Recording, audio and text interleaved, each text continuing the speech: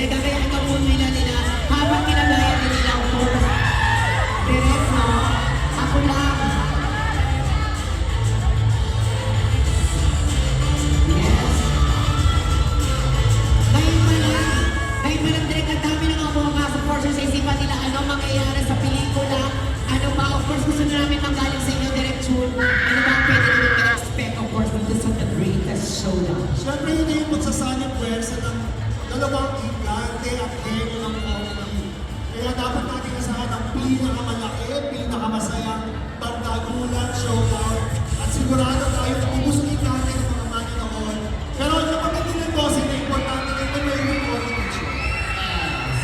Ayan ang dapat natin abangan. Kaya, eto na, of course, isama nila lahat, mga governments, ng people, dahil mapapanood nyo na, of course, this year's movies in cinemas ang The Greatest Showdown. Mababala natin ang Big Zero, Vice Ganda, and Vic Soto.